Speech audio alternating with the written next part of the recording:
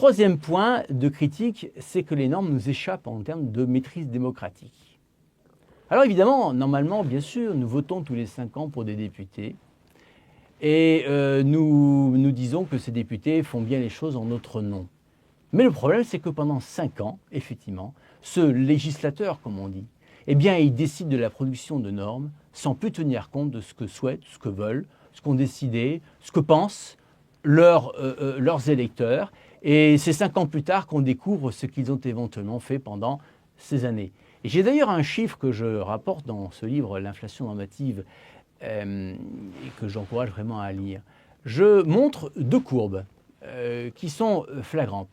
La courbe d'une part de la baisse continue depuis 1958 de la participation électorale au premier tour des élections législatives.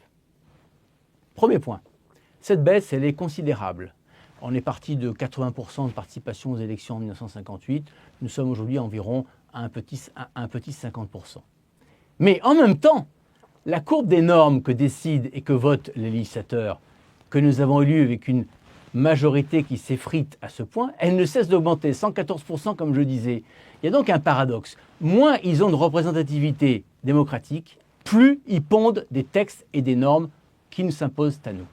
Est-ce que nous sommes toujours dans une démocratie ou est-ce que nous n'avons pas basculé dans une forme de technocratie à mode électif? Alors il est à mode électif bien sûr parce que tous les 5 ans forcément nous votons, il n'y a pas de doute. Pendant 30 secondes, dans l'isoloir et dans son secret, nous sommes les souverains, nous sommes le roi, enfin, en quelque sorte à la place du roi.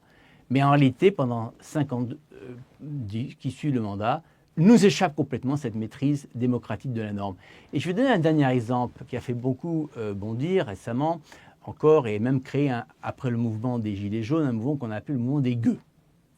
Des personnes ont découvert, de manière stupéfaite, que parce que leur voiture n'était pas critère 1 ou critère 2, elles avaient encore la bonne vieille 2 chevaux qui leur savait aller voir la belle-mère ou aller voir le médecin en ville, eh bien, ils n'avaient plus le droit de rentrer en ville parce qu'était venue une norme qui s'appelait la ZFE-M.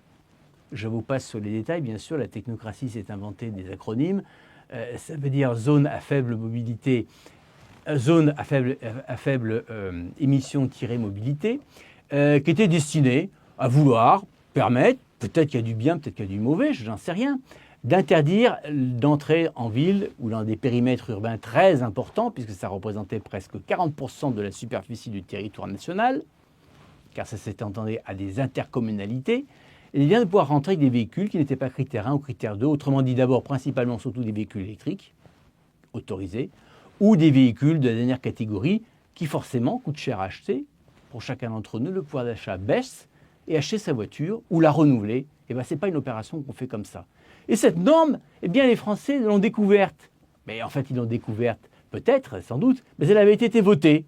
Elle avait été votée, c'était la loi Barbara Pompili, le 23 août 2021. Vous voyez, il fallait lire le journal officiel ce jour-là où vous allez à la plage, et vous auriez lu dans un texte qui faisait 50 pages, qu'il y avait des règles, des normes nouvelles qui allaient s'imposer quelques années plus tard pour interdire aux voitures qui n'étaient pas critère 1 ou critère 2 de rentrer dans les centres-villes. Voilà l'exemple de norme qui irrite nos concitoyens, parce qu'elle s'est faite comment? Elle s'est faite avec leur avis? Certainement pas. Avec la prise de conscience qu'ils en avaient? Certainement pas non plus, puisque plusieurs années plus tard, on a les gueux, mouvement qui a été popularisé par Alexandre Jardin, et qui sont stupéfaits de cette loi qui leur tombe du ciel. Voilà, c'est ça le problème des normes. Tout cela ne démontre-t-il pas finalement la déconnexion existante entre les Français et ceux qui sont censés les représenter? Ah, vous avez raison. Et alors là, bien sûr, ce n'est pas le sujet de mes recherches. Mais évidemment, je lis régulièrement ce qu'on appelle le baromètre de la confiance politique, et qui est un baromètre qui est d'autant plus intéressant que, d'abord, il est fait par un organisme très sérieux, le Cevipof. Ensuite, il est suivi depuis tellement de nombreuses années, avec toujours la même question posée aux Français, qu'il a une valeur véritablement quasi scientifique de l'opinion publique. Et on voit quoi? On voit une dégradation inimaginable de la confiance de nos concitoyens dans leurs institutions, dans la justice, dans les présidents de la République, dans les parlementaires, le maire tire un peu son épingle du jeu par rapport, j'allais dire, à cette situation. La police tire aussi un peu son épingle du jeu. Et vous savez, les Français, ils n'ont pas forcément un doctorat de droit. Et ils n'ont pas forcément fait des super études d'instruction civique. Mais finalement, ils ont un bon sens. Parce que cette perte de la confiance de nos concitoyens dans les institutions publiques, eh bien, de manière subliminale, elle réalise justement ce que l'on parlait tout à l'heure sur l'inflation normative.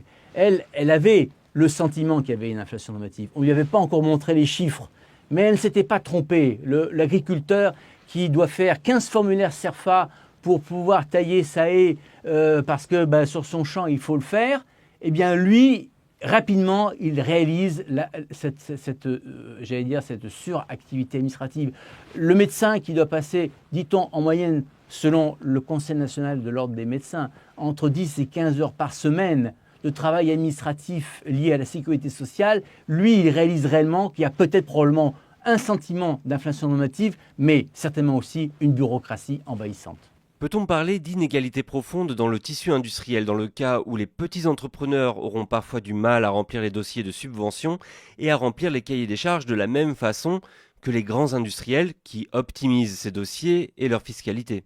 Je pense qu'effectivement, le maquis des normes est de nature à créer à son tour une insécurité juridique qui est source d'inégalité juridique. Alors, ça, évidemment, peut-être je ne peux pas l'objectiver de manière absolue, mais des tas d'exemples le montrent et le prouvent. Par exemple, souvent les normes créent une perversité. Une forme de perversité liée à l'attractivité de cette norme. Et des exemples font foison dans l'actualité. Je voyais l'Élysée récemment, par exemple, que l'usine à gaz de MaPrimeRénov', bon, une usine à gaz, peut-être partant encore une fois d'un bon sentiment, je n'en sais rien, mais on met de telles conditions et conditionnalités pour bénéficier de cette prime MaPrimeRénov'. Que qu'est-ce qui se passe? À la fois, le vrai artisan de BTP, qui en aurait peut-être besoin pour faire profiter de ses clients, lui ne s'en sort pas, effectivement, parce qu'il faudrait qu'il ait une armada de juristes, d'administratifs, etc. Et il n'a pas le temps quand il est déjà seul plombier ou couvreur, etc. Et à l'inverse, des professionnels, j'allais dire, du droit, de la fraude, etc., vont au contraire prendre du temps, eux, et des moyens pour créer précisément, et récemment, encore une fois, l'actualité, vous verrez ce que je vous dis, c'est tout à fait vrai, des énormes arnaques à MaPrimeRénov' viennent d'être révélées. Parce qu'au contraire, il y a des malins, toujours, dans les normes pour pouvoir s'en sortir et trouver les voies et les issues d'en profiter. Notre pays a un drame, c'est qu'il est drogué à la norme.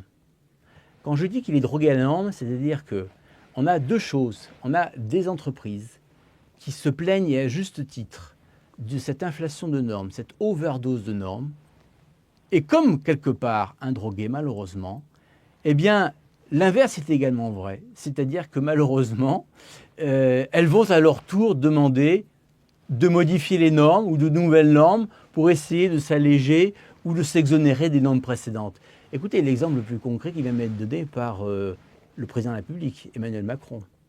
Dans mon livre, j'avais raconté dans un chapitre quelque chose sur la loi dite Notre-Dame. Bon, Notre-Dame brûle, etc. Il faut la reconstruire rapidement. Qu'est-ce qu'on fait? L'État propriétaire, parce que l'État est propriétaire de Notre-Dame, se permet de se faire voter, je dis bien de se faire voter, une loi d'exception pour venir exempter la reconstruction de Notre-Dame en 5 ans, en exemptant pendant 5 ans le code de l'urbanisme, le code du patrimoine, un tas de règles et de normes, etc., dont il réalise que s'il était un vrai propriétaire de monuments historiques, il ne pourrait pas faire le chantier en 5 ans. Bon, j'appelle ça une loi de privilège. Dans mon livre, je dis, mais l'État, s'il réalise que pour reconstruire Notre-Dame, en 5 ans, ne peut pas y arriver avec les normes qui s'est imposées, mais qui continuent à imposer aux autres, il devrait tirer plutôt en conséquence de simplifier l'intégralité de ces codes et de ces normes, mais pour tous les propriétaires de monuments historiques.